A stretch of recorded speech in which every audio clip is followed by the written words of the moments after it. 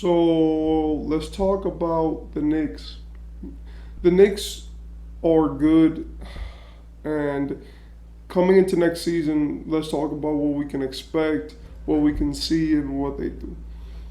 The Knicks, recently acquired Jalen Brunson, and they've had him for a season now.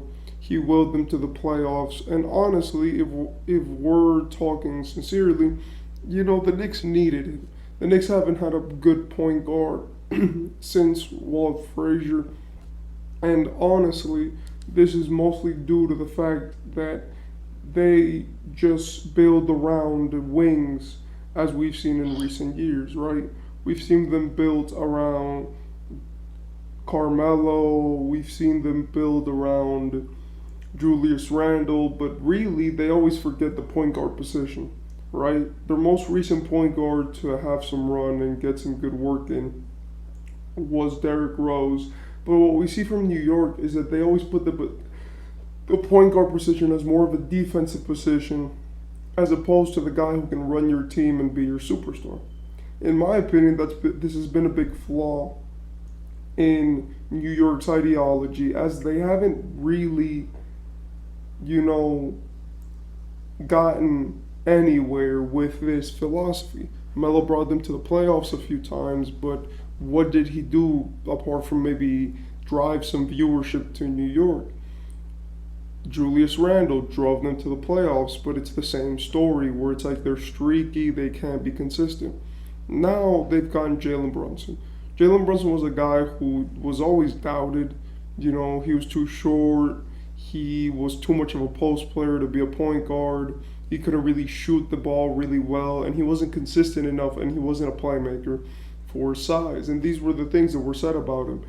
But as he developed his game, he got a reliable jump shot. He learned how to play in the post. He found a good weight and a good muscle, a weight to muscle split. And then he realized that he was a score first point guard and that he didn't really need to be playmaking every possession to be effective with his game.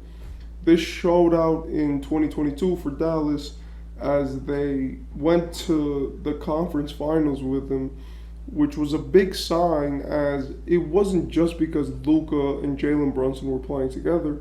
Like, Luka missed some time in the first round of that series. And if we're being honest, nobody thought that the Dallas Mavericks were winning a game without Luka Doncic, right? Because they didn't have the right pieces. It was a team filled with players to complement Luka, and they were, hopefuls in terms of thinking that until Luka got back, they could actually win something. This didn't end up being the case, as Jalen Brunson dropped like 40 points twice in the first round. And he kept this going. Like, he was consistent throughout the entire playoffs.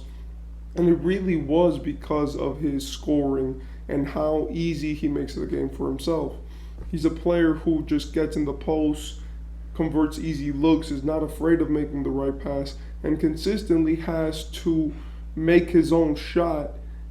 And that causes him to always be prepared to take in a shoulder, to get too physical.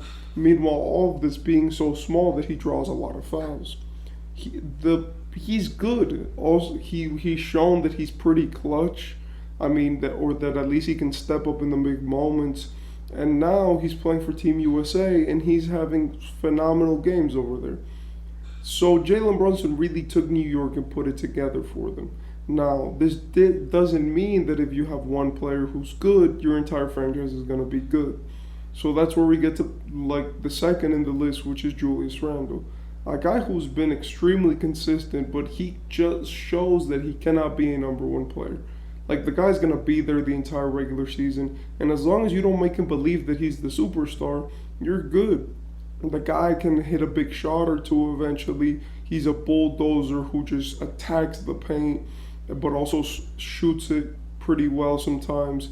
And he's just been their player who they can just go to, and it's like, go get a bucket.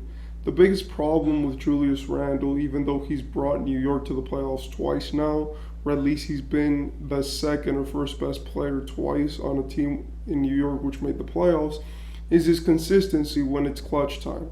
I know that he hit that one shot on Miami, and I know that he does have some regular season plays which make him look way more clutch than he is. But when the light shine the brightest, Julius Randle normally just tries to go to his strength to bail him out as he gets really nervous, and this causes him to lose in the playoffs, especially in the second round as he's done twice now. In my opinion, the biggest thing with New York and the biggest player who they need to keep an eye on is the third best player, R.J. Barrett. R.J. Barrett is a guy who was drafted third overall in one of the best classes that we've had recently. He was in the Zion Williamson, John Morant class, and he's really shown that consistency and just being good and getting a little bit better every season can get you far. You know, R.J. Barrett is not the best player in the world. Neither is he the best player in his draft class. Neither is he the best player on his team. But he's shown that he can be a contributor and he could be a player who consistently shows up in games and who could actually play when the lights shine bright. I'm sorry to say this, but R.J. Barrett was really good in the playoffs, and that's not a fluke, right? He was playing well, he was making it easy for himself, and he was using Jalen Brunson's absolute, prowess to fuel himself even more. This caused him to shoot around 40% from the field and 35% from three, averaging around 20 in the playoffs, which is around the same thing that he was doing in the regular season, even though his points per game stayed about the same.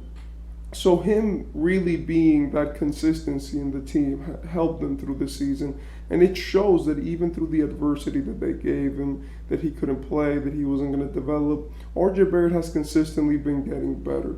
He's been getting more efficient, he's been taking better shots, and now that he doesn't have the pressure to be a superstar, you could tell that his game has more time to develop.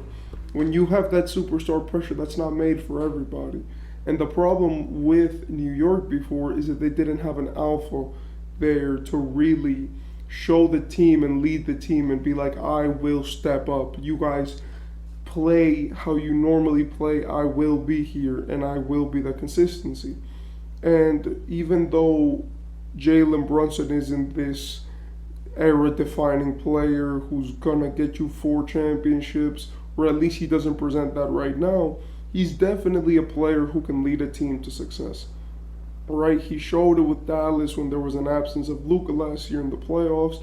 He showed it this year as he almost averaged 50, 40, 90, as he was just needed to be a little bit better from the field and pretty better in the free throw line. And in the playoffs, he was phenomenal. So that's New York's big three. Apart from that, you have other players which are really good and really interesting, They normally are a team which focuses on the three-pointer. You have a guy like Mitchell Robinson. I know that that's counterintuitive that I said the three-pointer and then said a big man who doesn't shoot, but Mitchell Robinson is another consistency piece. He's a big man who grabs a lot of rebounds. He's very strong, and he's one of these players who actually plays the game the correct way. He doesn't look to score every time, and even though he should get more possessions, he is a player who contributes to his team in a positive way. And I feel like he's just like a minimized version of an Andre Drummond, a player who can play, a player who can get rebounds, a player who can hustle. But in my opinion, his scoring just needs a little bump. Then you have guys like Quentin Grimes and Obi Toppin, which are just, and Emmanuel Quickly, right, who are just players who have consistently shown defensive upside, who can lock down the other player's best player, who can hit threes, and who can also be these guys who, when you need them the most, they're really good. Talking about Obi Toppin, he's not there anymore, I know, but he was good while he was there. And for New York, really, it's just keep this going, right? Develop your players. See what RJ becomes now that he's not forced to be the star. Because what we've seen from a lot of players is when you force some players up into the spotlight, they might not do great. But when you get to see them in the background of stuff, you let them develop on their own without all that pressure, it can lead to finding a better diamond, right? And in my opinion, now that Jalen Brunson is there, now that he's a vet, and now that have this team together, I think that they'll be good for next season. And I'm really excited to watch New York, as next season they'll be one of the teams which will be probably in the playoffs again, probably good again. And it's always good when the Knicks are doing good for the NBA.